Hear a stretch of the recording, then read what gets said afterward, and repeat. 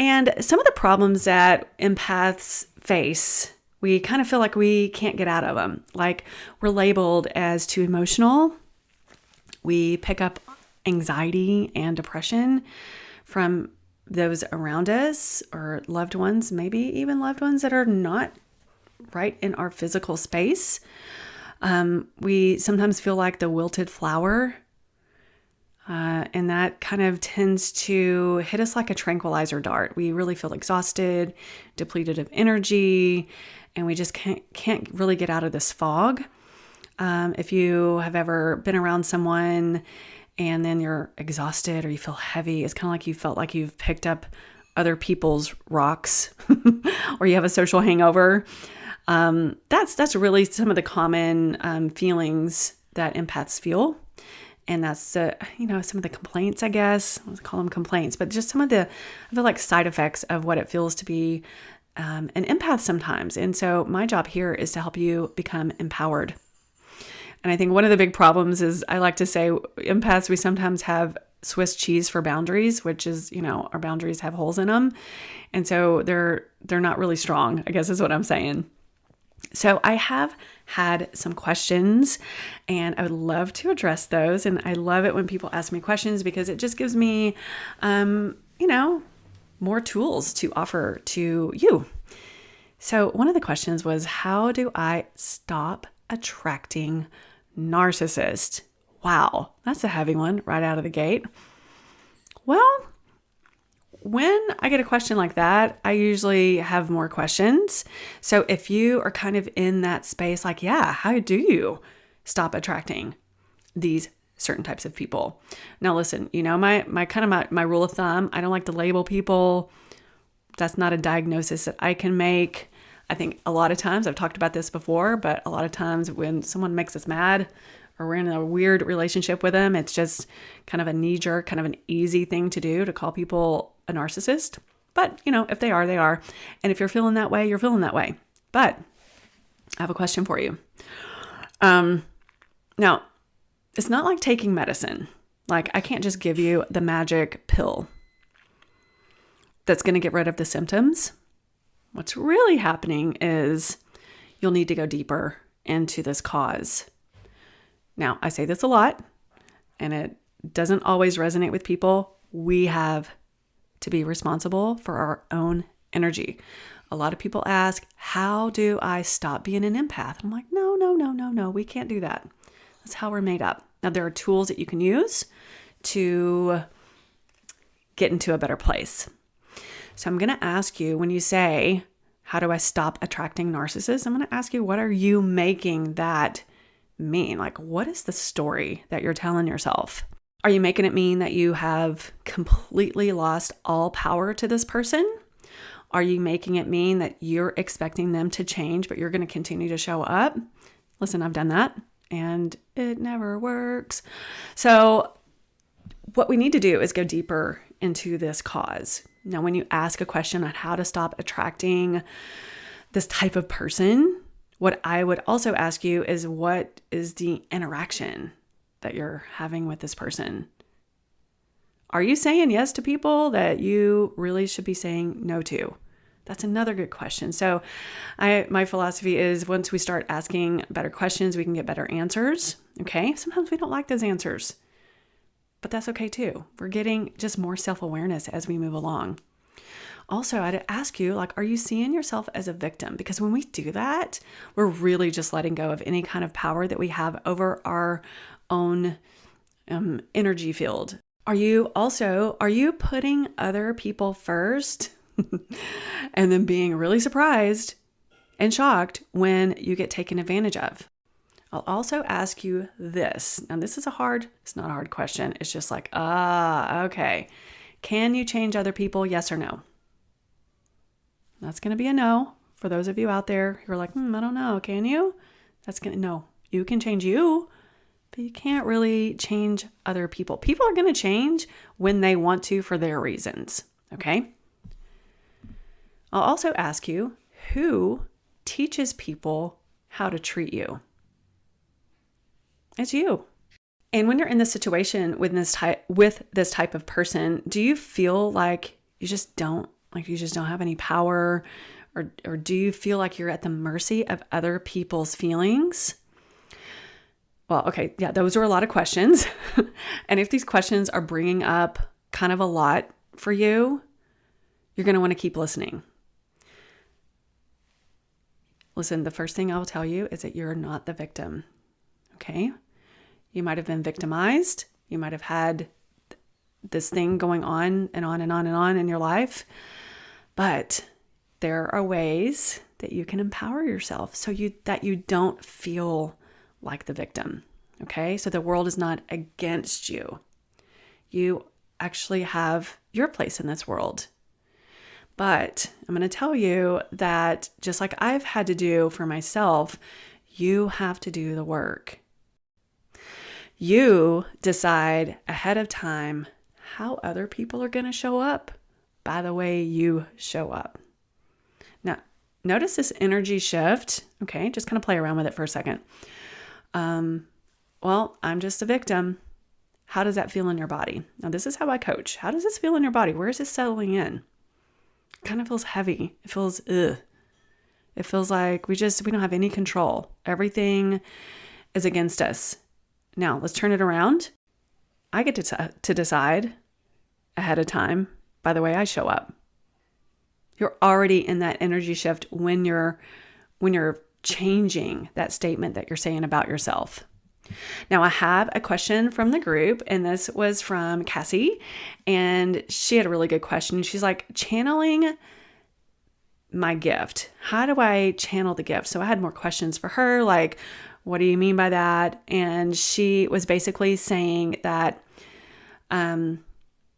once we can see this as a gift, then it will be a blessing. But how do you do that? Now, and this is where some of the work comes in. Some examples of sensitivity. I'll just kind of, I'm coming from my own perspective, being an emotional empath. We pick up on other people's emotions. All right. That's no surprise. We've talked about this for a while. So an emotional empath, here's some examples. When you see someone cry, you really feel like you're in it with them. Or you see someone being mistreated by a family, a friend, a coworker, boss, spouse. You feel for them, and you have this you feel sad with them. And I will tell you, this is something that I've learned. It doesn't mean that we have to jump in the river of misery and go swimming with them. And that was like a big wake up call for me. We don't have to.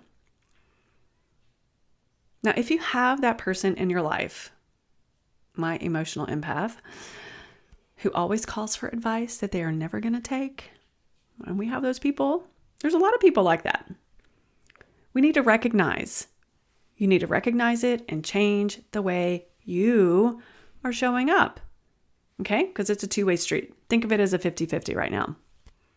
Decide how you're going to show up when this person who never takes your advice, once again, calls and they never take it. Okay? Now, a physical empath, a really good example, is seeing someone hurt. Now, what popped into my head when I was kind of doing a little research on this, I was like, oh, remember that MMA fight when McGregor got his leg broken? My friends, let me tell you, every media outlet wanted to show you all the gory details. Not only that, but in slow motion. I'm like, oh my gosh. It's like I couldn't flip the channel quick enough. I think it was YouTube or something like that. I physically felt sick seeing, oh my gosh, it was awful. Now, I turned it off and I walked outside. I breathed for a couple of minutes and I'm like, okay, we're going to make sure we really, we delete or whatever. We scroll past that really quickly because that seems to be the thing that's going on right now. And people, I don't know why people do that, but some people like looking at the gory details. Now, what would you do if you're a physical empath? Would you turn it off and leave the room? Or would you watch it over and over again and think, oh my gosh, that's awful. Let me see it one more time. No, don't do it. But at the end of the day, you get to decide. But I want you to just start to have some awareness on how you're showing up. Okay? Because that is going to help you when you feel like you're attracting these certain people or these certain situations. Ask yourself, you know what? How am I showing up for this? And okay, so this is where the boundary work is. And we always look at boundaries as it's someone, you need to set a boundary for someone else. And we'll show them, right? No. Setting boundaries with ourselves. It's a lot of work, y'all. But it's such good work because it really starts to give us a heavy dose of awareness. Because at the end of the day, other people, they don't care about your boundaries. They're not doing it on purpose, but that is not the thing that they're caring about when they are like, I have to tell Rachel all the gory details because she'll cry with me. Okay. Listen, they're not doing it on purpose. Maybe they're looking for help, or they're looking for somebody to go swimming in that river of misery with them. And before now, you have always been that person. So how would you show up differently? Or, maybe they have limited thinking about what they can actually do. So, and they feel stuck. They're like, how do I feel unstuck? You're the person to help me. Everybody needs to really show up for themselves in the situation too. So I want you to decide ahead of time on how you are going to show up when this person is like, hey, I just call my friend. They're going to commiserate with me. Or when they text you or ask you for that advice that they're never going to take. And, maybe we've done that. And that's okay. But what I really want to drive home here is being aware of what is going on instead of just being, sitting back and letting it happen to you. So I have some more questions for you. All right. So what are you making it mean when you pick up sensitivities? Get really clear on this. So when Cassie asked the question, like, what do I do with these sensitivities? Are you making it mean that you're helpless to do nothing about it? Are you willing to do what it takes to really step into your power as an empath and do the work so that you can feel better and that other people can get the best version of you? Now, listen, the work looks different for all of us. Everybody's got a different type of situation. So this is, the general advice here, and it's really fun. Now, but it is work. The work looks different for all of us. Now, writing. Why is this hard for people to do? I can't tell you. I think it's changed my life, and people are like, nope, not going to do it. I'm like, okay. Now, I'm going to have another podcast on why writing really does work in these situations. Otherwise, this podcast would be 2 hours long. Now, the funny thing was, not funny, but the interesting thing was I'm on a lot of coaching calls being in the Life Coach School certification program. So I watch a lot of videos and I'm involved in a lot of, coaching calls and stuff. And it's really fascinating because the founder of the Life Coach School, Brooke Castillo, she was coaching someone the other day. And it seemed like there was this theme of like, yeah, but how do I do it? I mean, it doesn't matter what the thing was. How do I get motivated? How do I, it was how, yeah, but how? That was kind of the theme. It was yeah, but how? And I kind of expected her to get upset or get exasperated at all of these, yeah, but how? Yeah, but that's easy for you to say, you're who you are. And what she said really stuck with me. And I'll probably say it 50 more times. She finally said, look, it's like you're asking me how to stand up when you're sitting down. I'm giving you the tools. You just have to do it. You just have to stand up. So, that happens to me a lot. People are always asking me for advice that they're never, ever going to take. And I used to get really frustrated. And then I listened to that. So once again, I'll repeat that. Look, it's like when you're asking me how to stand up when you're sitting down. Are you constantly, here's another one. This is where I would get in trouble. Are you constantly or consistently volunteering to help someone when A, they're not helping themselves, or B, when you have your own work to do? Yes, there's a time to help and be there, but notice when you're showing up and how you're showing up. around people. Okay, I just did this last week. Someone needed some social media help on like how to schedule something. And I was just like, not even thinking about it. I'm like, I'll show you how to do it. I'm like, no. I mean, luckily she figured it out, but I had to catch myself. I'm like, why did I say that?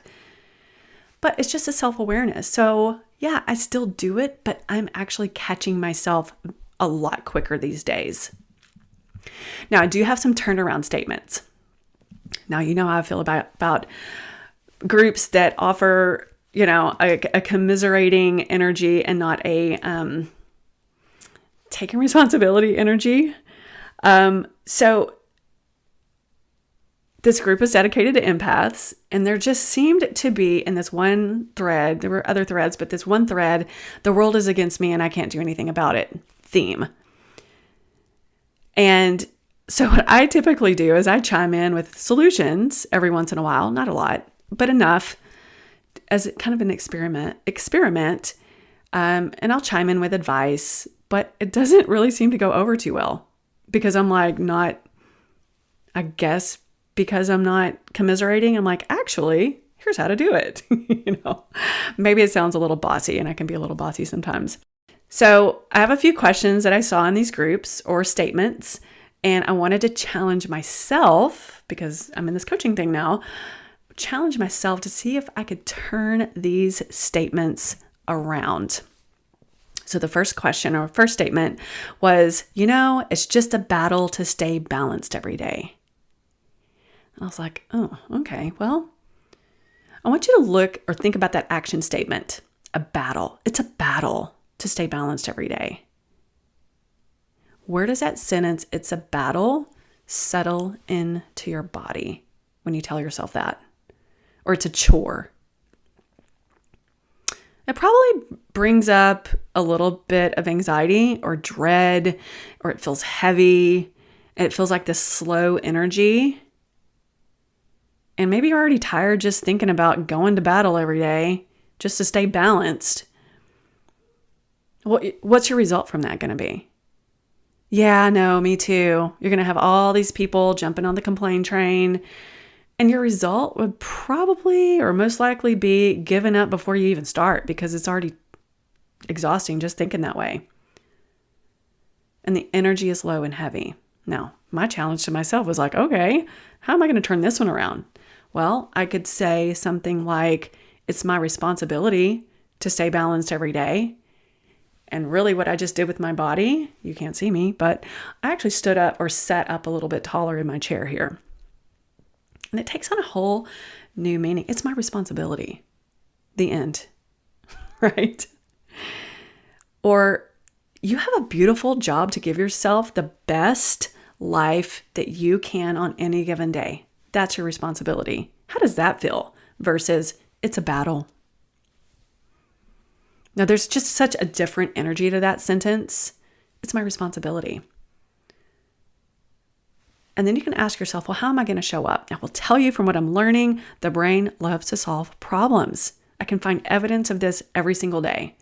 If you ask yourself questions, you're going to get answers. And you ask yourself better questions, you're going to get better answers. So with this, it's my responsibility to stay balanced every day. You're going to show up a bit more confident, a bit more determined. You might start creating a few more healthy habits for yourself. You might even look at situations in your life as a blessing and not a curse, or it's happening for me, not to me. There's all kinds of things that you can turn around. You can turn around these negative thoughts. And so my new rule, and I heard this from a woman named Corinne Crabtree, and she's one of the coaches at the Life Coach School. She also has a podcast. She's a weight loss coach. And I loved what she was coaching someone in our business group or something. And someone was really just like, I just can't get out of this negative thought loop. And she said, well, from here on out, starting today, every negative thought gets to hold hands with a positive thought from now on. And I was like, oh, wow. Yeah. So what if we tried that? What if we started doing that? I'm telling you, I've started doing it and it feels so, first of all, it makes me laugh at myself because I'm like, man, we can believe all the stories that we tell ourselves. Might as well tell a good story. Okay, so another statement that came in from one of these groups And I thought, ooh, how am I going to turn that one around? Well, so this person said, in order to hold my boundary, I just stay away from people, become so prickly that no one comes near me. Wow, that sounds like a lot of fun, doesn't it? But I will also tell you I've done that. But hearing it or seeing it, typed out, you're like, oh, that sounds awful. Really? Okay, let's think about that statement. In order to hold my boundary, I just stay away from people and become prickly so that nobody comes near me. Oh, that just sounds sad. Now, what am I going to do with that? I brainstormed a little bit when I was writing all these notes out for this podcast. So I thought, well, I could say something like, in order to hold my boundary, I'm going back to responsibility. In order to hold my boundary, I can take responsibility for my own energy. Basically, I can create my own energy. I can show up with a strong boundary. Well, what would that look like, Rachel? Right? Well, I could plan ahead of time. How am I going to show up so that I don't feel like my boundary is violated? Well, I could practice saying a loving no. I could let people leave a message if I'm busy. I don't have to answer it every single time. Like when my family calls and I'm doing a podcast, if they were to call right now, I wouldn't get upset, but I also wouldn't answer my phone because I'm in the middle of doing something. And guess what? They understand. They get it. They get that I work weird hours and sometimes on the weekends, and it's totally fine. I think the challenge for me was when I challenged myself to wait 1 hour before texting someone back. I used to be like the instant responder, like an instant message. It's not necessary, especially if I'm working on my work and I have ADHD, inattentive type. So I get really distracted and then hyper focus on the next task. So I learned some lessons along the way. And so I'm protecting my energy in that way. So remember, the brain loves to solve problems. That was like this new thing that I just figured out. And it's a lot of fun. And I'm going to talk about that in another episode as I move along here. Now I have a multiple choice for you. This is the third one. And this wasn't from one of the groups. This was just something that kind of has come up over and over with some of the people that have questions. So just say a friend or family member calls only when they're in a crisis or only when there's a problem. Okay, there's people like that in our lives or maybe in the past. Now, you are the one who's always there to give good advice. Now, this is a multiple choice, and I just want you to think about this. Would you pick up the phone every single time, no matter what? No matter what you've got going on in your life, listen and get exhausted and then commiserate and then jump in the river of misery, go for a nice little swim and then complain and then repeat it over and over?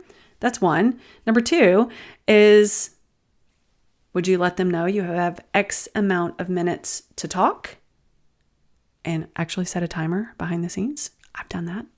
It works, by the way. Or number three, let them know that you can only talk about the problem one time. Then they'll have to come up with a solution. Then the conversation is off the table and you need to move on to a different topic because you're not responsible for them. And this could be the person that they're always calling for advice that they're never going to take. But you don't have to change anything right now. You don't have to change everything. You don't have to change anything. You just need to be more aware of like, hey, what is my part in this dance that we're doing? I have one last thing, and this was so interesting because it really gave me something to think about. And once again, this is going to be a different podcast in the future. So I am working with a client. So she had a lot going on. So I had her visualize her life so many months from now, where the issues were dissolving or settling in, or they were completely resolved.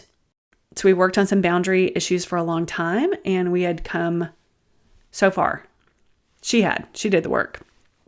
I was just like the tour guide. Her answers surprised me when I asked her what was her life like now that she, in the future, her future self. And She said, well, at first I was happy, my future self. Okay. So first I was happy. And then I immediately worried that I wouldn't have anything to worry about. I was like, She said, I just feel that something was wrong because there was nothing to worry about. I think I'm addicted to worry. Is that possible? And I said, well, of course it's possible, because you've been in the cycle of worrying about other people and people bringing these problems to you and kind of dumping them out on you, dumping them out on your front porch. But it was really, really fascinating, because I think we do like, hey, if we didn't have anything to worry about, then we're like looking around like, is something wrong? I mean, it's an interesting place to be in your head. So I want you to just, again, become self-aware of, are you becoming, or have you been addicted to your own worries? Okay. I'm going to leave you with that. I'd love to invite you to work with me one-on-one. Go to my website, rachelkhudson.com, and click the tab that says Work with Me, and we can schedule a free consultation. Well, I hope you have a wonderful day and a wonderful week. Be kind to yourself. Say nice things to yourself, and be kind to others.